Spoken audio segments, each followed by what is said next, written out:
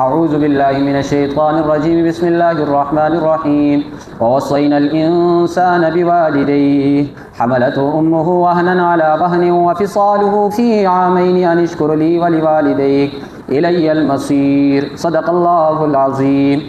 لقمان علیہ السلام نے اپنے بیٹے کو نصیحت کی تھی، فرمایا بیٹا شرک کبھی نہ کرنا، کہ اللہ شرک کو معاف نہیں کرتا، کیوں؟ شرک سب سے بڑا ظلم ہے، کائنات کے اندر سب سے بڑھ کر جو بڑا ظلم ہے وہ کیا ہے؟ شرک ہے۔ اب یہاں سے فرمایا جا رہا ہے کہ دیکھو کہ پوری دنیا کے اندر جو سب سے مضبوط تمہارا رشتہ ہے وہ ماں باپ کا ہے۔ اب اللہ یہاں سے یہ بات سمجھانا چاہتے ہیں کہ اگر ماں باپ بھی تمہیں شرک کا کہیں تو تم نے ماں باپ کی بات بھی نہیں ماننی۔ اس سے پہلے والدین کے احسانات گنوائے جا رہے ہیں تاکہ آگے جو سننے والا ہے اس کے بعد ذہن میں صحیح بیٹھ جائے کہ والدین سے بڑھ کر کوئی رشتہ نہیں، والدین کا حق بھی اللہ بتا رہے ہیں اور پھر اللہ روک رہے ہیں کہ اگر والدین بھی کہیں تو ان کی بات نہیں ماننی۔ فرمایا وَوَصَّيْنَا الْإِنسَانَ بِوَالِدَيْهِ، ہم نے تاکیدی حکم دیا، یعنی سختی کے ساتھ ہم نے بتایا انسان کو بِوَالِدَيْهِ احسانا، کہ آپ نے والدین کے ساتھ حسن سلوک کرنا ہے، والدین کے ساتھ نیکی کرنی ہے، اچھی نیکی، یہ اللہ نے خود فرمایا ہے۔ اور کئی جگہ پر ایسا معاملہ آیا ہے کہ اللہ نے فرمایا کہ دیکھو میرے ساتھ کسی کو شریک مت کرو اور والدین کے ساتھ احسان کرو۔ کیا پتہ چلا کہ اللہ کے ساتھ سب سے بڑا اللہ کا جو حق ہے وہ کیا ہے کہ اس کے ساتھ شریک نہ کیا جائے، اور بندوں میں سب سے بڑا جو حق ہے وہ یہ ہے کہ والدین کے ساتھ نیکی کی جائے۔ یہ بات اللہ نے سمجھانے کے بعد اللہ فرماتے ہیں کہ کیوں میں نے یہ کہا والدین کے کچھ تمہارے اوپر احسانات ہیں۔ سب سے پہلا احسان تمہاری ماں کا، حملت ہو اٹھایا اس نے تمہیں، یعنی حمل کو اٹھایا، حملت ہو حمل اٹھایا اس نے، اس کی ماں نے، وہنن علی وہنن درد کے اوپر درد۔ کتنی تکالیف، سب سے پہلا درد کہ جب بچے کا حمل نیا ہوتا ہے، ماں کے لیے بہت مشکل ہے اس کو اٹھانا۔ انسان اپنے سے تصور کرے، مرد حضرات بھی، کہ 1 کلو کا ہی پتھر اگر انسان اپنے پیٹ کے ساتھ باندھ لے، پھر اس 1 کلو کے پتھر کے ساتھ انسان سارا دن کام کرے، کتنی تکالیف ہے کہ نہیں؟ پھر جب حمل ہوگا تو عورت کو اپنا خیال، کھانے کا، پینے کا، کہیں میں ایسی چیز نہ کھا لوں کہ میرے بچے کو تکلیف نہ ہو، کہ میرا جو خوراک والا نظام ہے اس کے اندر کوئی تبدیلی نہ آ جائے، کوئی چیز نہیں کھائے گی۔ یہ ایک علیحدہ پریشانی، اور ساری پریشانیوں کو چھوڑیں، سب سے بڑی پریشانی درد ذیل، یعنی جو وقت بچے کی ولادت کا ہوتا ہے، جس وقت وہ ماں اس درد کو برداشت کرتی ہے وہ اللہ کو پتہ ہے اور عورت کو پتہ ہے۔ مرد حضرات کبھی بھی اس کا تصور نہیں کر سکتے، اور یہ یقیناً بات ہے، پختہ بات ہے، مرد کے بس کے اندر بھی نہیں ہے یہ چیز، یعنی کسی بچے کو ولادت دینا، پیدا کرنا مرد کے بس کا کام نہیں ہے۔ یہ دل اللہ نے دیا ہے تو عورت کو ہی دیا ہے۔ تو فرمایا وہنن علی وہنن، درد کے اوپر درد۔ اچھا پیدا ہو گیا تو درد ختم نہیں ہوئے، اصل درد اب شروع ہوں گے۔ اور رات کو اگر 1 بجے بھی اٹھے گا، ماں یہ نہیں کہہ سکتی کہ میں کیوں اٹھوں، میں تو سوؤں گی، نہ، بچے کے ساتھ اٹھنا پڑے گا۔ اگر اس نے پاخانہ کیا، پیشاب کیا، 1 بجے بھی اٹھ کر وہ ماں اسے صاف کرے گی، یہ تکالیف نہیں ہے۔ اگر گیلی جگہ ہے تو ماں اس پر سوئے گی، بچے کو سوکھی جگہ پر سلائے گی۔ یہ سارے کے سارے احسانات ہیں نا۔ پھر جب ذرا سی اور بڑا ہوگا تکالیف پھر بھی ختم نہیں، دیکھتی رہے گی کہیں آپ کو نہ پکڑ لے، پانی میں نہ ڈوب جائے، کہیں کوئی چیز اٹھا کر نہ کھا لے، ہر وقت اس کے غم کے اندر ہوگی، اس کی تکلیف کے اندر ہوگی۔ اللہ فرماتے ہیں یہ احسانات ہیں ان کے تمہارے اوپر، اس لیے میں نے تمہیں کہا ہے کہ تم نے ان کے ساتھ احسان کرنا ہے۔ وَفِصَالُهُ فِي عَامَيْنِ، اور پھر دودھ چھڑایا 2 سال کی عمر میں، یعنی 2 سال تک تمہیں دودھ پلاتی رہی۔ کون دودھ پلاتا ہے کسی کو چھاتی کے ساتھ لگا کر؟ یہ بھی ماں کا کلیجہ ہے، اور یہ اللہ نے ماں کے دل کے اندر رحم رکھا ہوا ہے۔ ورنہ آپ جانوروں کے اندر دیکھیں، اللہ ہر چیز کی مثال چھوڑتے ہیں۔ اللہ نے کسی چیز کی مثال ایسی نہیں کہ بیان نہ کی ہو، ہر چیز میں اللہ نے مثال رکھی ہے۔ ایسے جانور، ایسے درندے ابھی بھی موجود ہیں جو اپنے بچوں کو کھا جاتے ہیں۔ جو اللہ ان کے دل کے اندر یہ بات رکھ سکتا ہے کہ بچوں کو کھاؤ، کیا وہ انسانوں کے دل کے اندر یہ بات نہیں رکھ سکتا تھا کہ بچوں کو کھاؤ، بچوں کو نہ پالو؟ لیکن یہ اللہ نے رحم رکھا ہوا ہے۔ اللہ فرماتے ہیں 2 سال تک وہ تمہیں دودھ پلاتی رہی، یہ کم احسان ہے؟ وہی بات حضرت عمر سے کسی نے پوچھا کہ حضرت عمر، میں اپنی ماں کو اپنے کندھے کے اوپر بٹھاتا ہوں، بٹھا کر کعبہ کا طواف کراتا ہوں، میں اس کا پخانہ صاف کرتا ہوں، یعنی بڑا پیشاب صاف کرتا ہوں، میں اس کا چھوٹا پیشاب صاف کرتا ہوں، میں اسے اپنے ہاتھ سے کھانا کھلاتا ہوں، غرض ماں کی ہر چیز میں پوری کرتا ہوں، کیا میں نے اپنی ماں کا حق ادا کر دیا؟ حضرت عمر نے فرمایا او پاگل، کیسی بات کرتے ہو، تو نے تو اس کے دودھ کے 1 بوند کا بھی حق ادا نہیں کیا، تم کیسے کہتے ہو کہ میں نے اس کا حق ادا کر دیا؟ فرمایا نہیں۔ تو فرمایا فی عامین ان اشکر لی ولوالدیک، کیوں؟ تاکہ شکر ادا کرو میرا ولی والدی کا، اپنے والدین کا۔ اللہ کا شکر ادا کرو کہ اللہ نے تمہاری محبت والدین کے دل میں بٹھائی، والدین کا شکر ادا کرو کہ وہ چھوٹی سی عمر سے لے کر وہ تمہیں جوان کیا، تمہیں پالا۔ انسان تو سمجھتا ہے نا کہ میں بھیا جوان ہو گیا، میرے اوپر کسی کی کوئی محنت نہیں، حالانکہ اگر انسان ذرا سی سوچے تو انسان کے اوپر والدین کی اتنی محنت ہوتی ہے، اتنی محنت ہوتی ہے، انسان سوچ نہیں سکتا۔ باپ غریب سے غریب تر ہو، باپ کے پاس کھانے کے لیے کچھ نہ ہو، لیکن اولاد کے بڑا کرنے کے اندر کردار باپ کا ضرور ہوتا ہے، ماں کا ضرور ہوتا ہے۔ تو فرمایا تمہیں کیا کرنا چاہیے؟ تمہیں ان دونوں کا شکر ادا کرنا چاہیے، والدہ کا بھی، والد کا بھی، اور ساتھ اللہ کا بھی، تینوں کا شکر۔ الی المصیر، اب اللہ نے سخت جملہ فرمایا دنیا کے اندر میں نے بھیجا ہے، میری بات نہ مانو گے تو خیال کر لینا، الی المصیر، لوٹو گے میری طرف، عدالت میری کے اندر آؤ گے، پوچھ گچھ میں کروں گا، تو اس وقت جھوٹ بھی چل نہیں سکے گا۔ والدین کے ساتھ احسان تم نے ضرور کرنا۔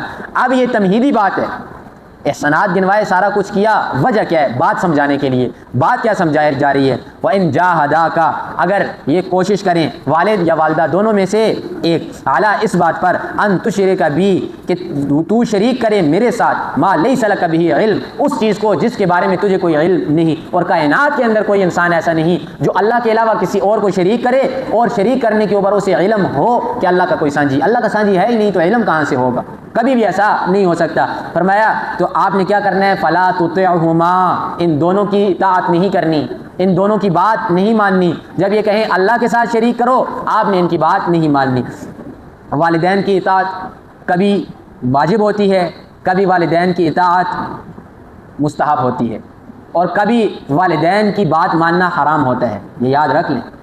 والدین کہیں فرض نماز نہیں پڑھنی، یا اسی طریقے سے کوئی حرام کام کرنے کا آپ کو کہیں، مثال کے طور پر بینک میں نوکری کرو، یا آپ نے سود کھانا ہے، سود کا پیسہ کھاؤ، غرض کوئی بھی ایسا کام جو حرمت کے اندر ہے، یاد رکھیں آپ کی ان کی اطاعت کرنا حرام ہے، اور بات نہ ماننا آپ کے اوپر واجب ہے اور ضروری ہے۔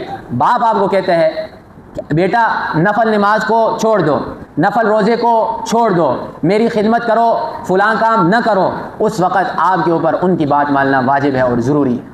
آپ نے نفل کو چھوڑنا ہے، باپ کی بات کو ماننا ہے۔ تو فرمایا وَإِن جَاهَدَاكَ عَلَىٰ أَن تُشْرِكَ بِي مَا لَيْسَ لَكَ بِهِ عِلْمٌ فَلَا تُطِعْهُمَا، ان کی اطاعت نہیں کرنی۔ لیکن کمال کا جملہ ہے، آگے دیکھیے، وَصَاحِبْهُمَا فِي الدُّنْيَا مَعْرُوفًا، لیکن ان دونوں کے ساتھ آپ نے سلوک بہترین کرنا ہے۔ بات نہیں ماننی، شرک کا حکم دے رہے ہیں، بات سے انکار کر دیں، بات نہ مانیں، لیکن جیسا خرچہ پہلے دیتے تھے ویسا ہی دینا ہے، جیسے بات اور ساری پہلے مانتے تھے اب بھی ماننی ہے۔ باپ کو یہ محسوس نہ ہو میرا بیٹا نافرمان ہو چکا ہے۔ اب اس بات کو سمجھنے کے لیے اسے سیدھا کرو، اسے کاٹ کے دوبارہ پاس میں، باپ کی بات ماننی ضروری ہے۔ اسے سمجھنا، حضرت ابراہیم علیہ السلام کا واقعہ سمجھنا، ذرا اسے نہ اتر لیں، تلوث مستی کر دوں۔ حضرت ابراہیم علیہ السلام کا باپ مشرک ہے، شرک کر رہا ہے، اور شرک بھی کون سا؟ اعلیٰ درجے کا، بت خانے کے اندر ہے، اور یہی سمجھیے بت خانے کا مینیجر ہے، ساری بات دیکھ بھال اس نے کرنی ہے، کون سا بت کہاں آیا ہے، کہاں رکھنا ہے، کہاں بیچنا ہے، سارا کچھ انہوں نے کرنا ہے، مشرک ہیں۔ لیکن حضرت ابراہیم علیہ السلام کیا کر رہے ہیں؟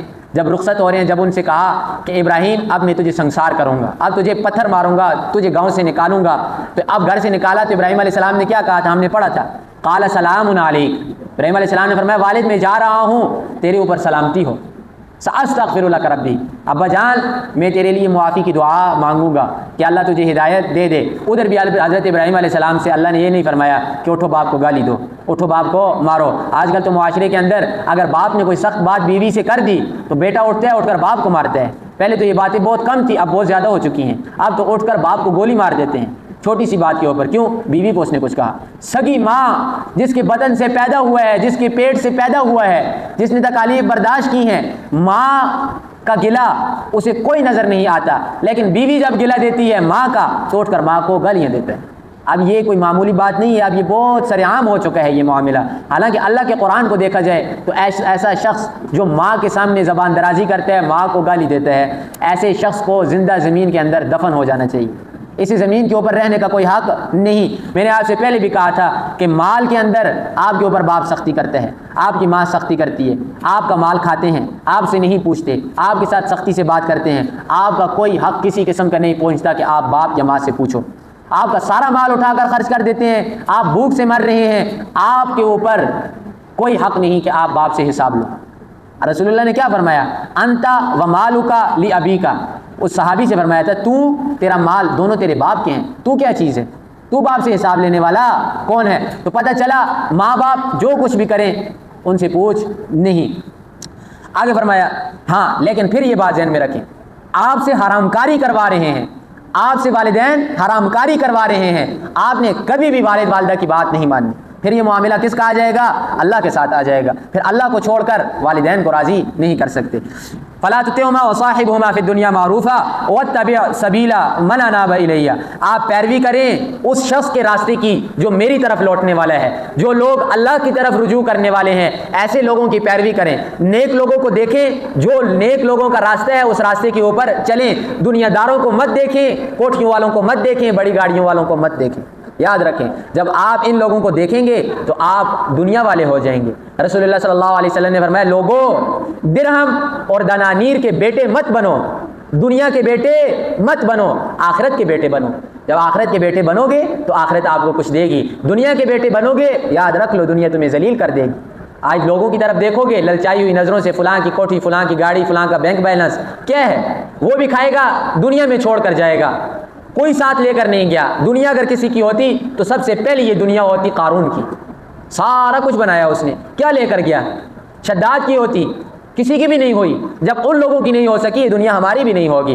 آج اگر ہماری واہ واہ ہے تو یاد رکھیں پیسے کی واہ واہ ہے، آپ کی واہ واہ نہیں ہے۔ آپ مریں گے، کروڑ پتی لوگ دنیا سے گئے ہیں، آج کون انہیں یاد کرتا ہے؟ اگر کوئی یاد کرتا ہے محمد رسول اللہ کو کرتا ہے، یاد کرتا ہے حضرت عمر، ابو بکر، عثمان، علی رضی اللہ تعالی عنہم، ان لوگوں کو لوگ یاد کرتے ہیں۔ کون یاد کرتا ہے قارون، فرعون، حامان کو؟ جو یاد کرتا بھی ہے تو لعنت بیچ کر یاد کرتا ہے، اچھے الفاظ میں کون یاد کرتا ہے؟ اور صحابہ دنیا سے کیا لے کر گئے ہیں؟